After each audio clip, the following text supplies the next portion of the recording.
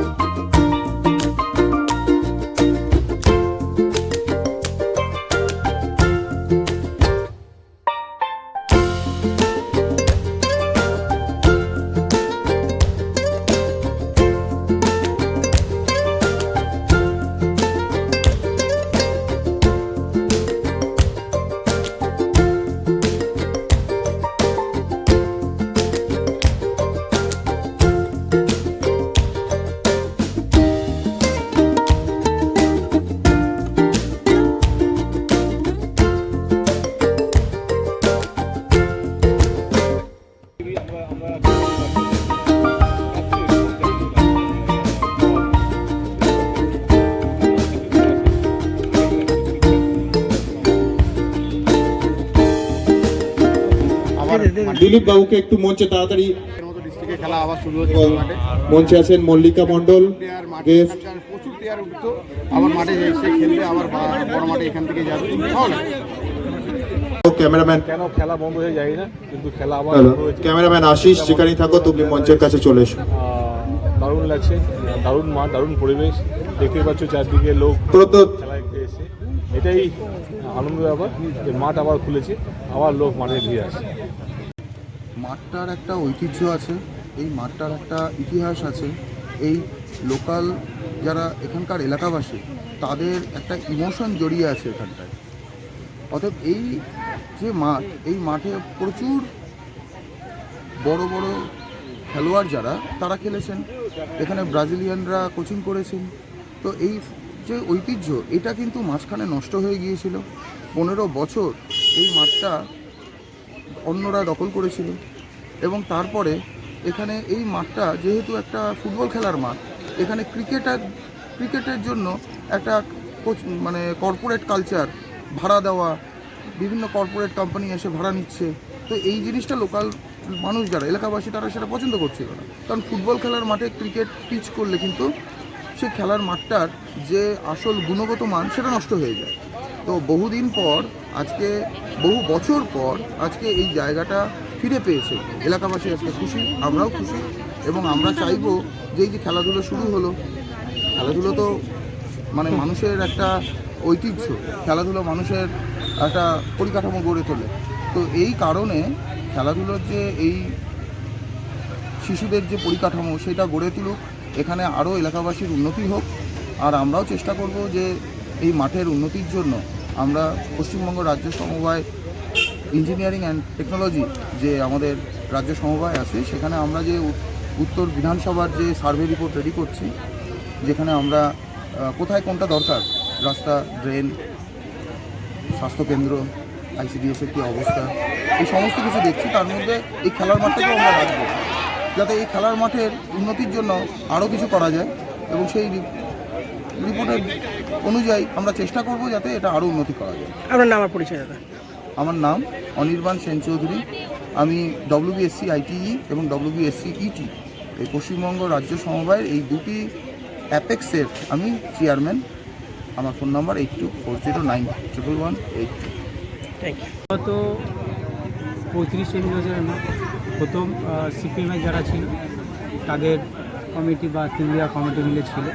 তারপরে সিপিএম যেই চলে গেছে তখন আমাদের এখানে টিএমসির হারমাত দুষ্কৃতীরা মাঠটা পুরো দখল করে আপনার 15 লক্ষ পার মান্থ এটা ভাড়া, ঝিলটা 2 লাখ, তো ওরা বলছে এখন 1 লাখ। তো কিছুদিন আগে একটা বিশাল ঝামেলা হয়, ওদিকে ডাকা হয়, ডাকার পরে যে আপনাদের মাঠে কী আছে অডিট বিল ওরা দিতে পারেনি।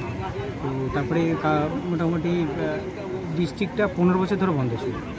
তো আমার মেয়েকেও এই মাঠ থেকে হাত ধরে তুলে দেওয়া ছিল। আজকে আমার জোর করে জিদের কারণ হচ্ছে, সেটা সবাই জানা দরকার আছে, আমার মেয়েও অ্যাথলেটিক প্র্যাকটিস করতে এই মাঠে, আমার মেয়েকেও তুলে দেওয়া হয়েছিল। তুলে দেওয়ার পরে আমার মেয়েকে আমার বাড়িতেও ঝামেলা করতে যাওয়া হয়েছিল। তখন যেহেতু বিরোধী কিছু করি, মানে জানি আমি সোনারপুর তো 3 নম্বর মন্ডলের সেক্রেটারি। তো সেই সূত্রে ওরা অনেক ঝামেলা করেছিল। তো ওরা যেই এখন নেই, তো আমরা আবার চেষ্টা করি। 15 বছরে অনেক ছেলে মেয়ের লাইফ নষ্ট হয়েছে। এই মাঠ থেকে অনেকে ডিস্ট্রিক্ট খেলেছে, এই মাঠ থেকে মোহনবাগান খেলেছে, এই মাঠ থেকে ইস্ট বেঙ্গল খেলেছে। মানে এই মাঠটা এমন একটা মাঠ, এখানে অনেক মানুষের ঘাম আছে, রক্ত আছে। তো সেই জায়গা থেকে মাঠটা দখল করে ওরা চালাচ্ছিল। তো মাঠটা এখন আমরা মাঠ কে কার কী হবে, নয়াবাদের হবে না তিউড়িয়ার হবে, এসব আমি জানি না। আমার নীতি হচ্ছে আজকে তিউড়িয়া খেলবে, নয়াবাদ খেলবে, বনগুলি খেলবে, যে খুশি খেলবে এই মাঠে। এটা ফ্রি মাঠ, সবাই খেলবে এই মাঠে, যার ইচ্ছা যে খেলা করতে পারে। আর ফুটবল যে ডিস্ট্রিক্ট টুর্নামেন্ট হতো সেটা আজকের ওপেনিং হলো, এটা চলতেই থাকবে। তারপরে যা হবে দেখতে হবে। তার কারণ হচ্ছে মানুষ চায় না ভালো কিছু। এখানে স্টেডিয়াম হওয়ার জন্য পাসও হয়েছিল, সেটা হয়নি। আমরা এখন চাইবো একটা স্টেডিয়াম হয়ে বা এই গ্রামের মধ্যে একটা বড় মাঠ, ভালো মাঠ, সমস্ত গরিব মানুষের ছেলেপুলেরা এই মাঠে প্র্যাকটিস করবে, তার জন্য এই আয়োজন করা। সবাইকে অনুরোধ করব, সমস্ত গ্রামবাসী এবং নওয়াবাদ এবং তিউড়িয়া কেউ কোনোরকম না গিয়ে মিলেমিশে একত্রে সবাই মিলে এই মাঠটাকে কিছু দেবার লাভ হয়। এই মাঠে সমস্ত মানুষরা খেলাধুলা করতে, মানে গরিবের ছেলেপুলেরা কী হয় না, অনেক জায়গায় টাকা পয়সা দিয়ে খেলতে হয়। তো সেই সব বন্ধ করে এখন মোটামুটি আমরা চাইছি এই মাঠটা সবাই খেলুক। এখানে অনেকগুলো কোচ প্র্যাকটিস করে, তারা করুক। আর ক্রিকেট দিলে মাঠটা নষ্ট হয়ে যাবে, যেহেতু ফুটবলের এত বড় একটা গ্রাউন্ড নেই। ক্রিকেটে একটা এনজিও চালাতো, 15 লক্ষ টাকা করে নিত। এই যা হাতমাতগুলো নিত, তারা এখন কেউ ঘরে নেই। এখন ভয়ে গেল, ভরসা এলো। তো সেই জায়গায় কারোর ভয় নেই, এখন ভরসা নিয়ে সবাই চলুক। আর সবাই যারা প্র্যাকটিস করুক, সবাইকে আমন্ত্রণ করব, সবাই মিলে এই মাঠে এসে প্র্যাকটিস করুক। যে বাধা দেবে তার ঢাল হয়ে আমি দাঁড়াবো। আপনার নাম আর পরিচয়? আমার নাম শম্ভু সাহা, সোনারপুর উত্তর 3 নম্বর মন্ডলের সেক্রেটারি। আর আজ খেলার আয়োজক, তাই তো? আজকের খেলার আয়োজক।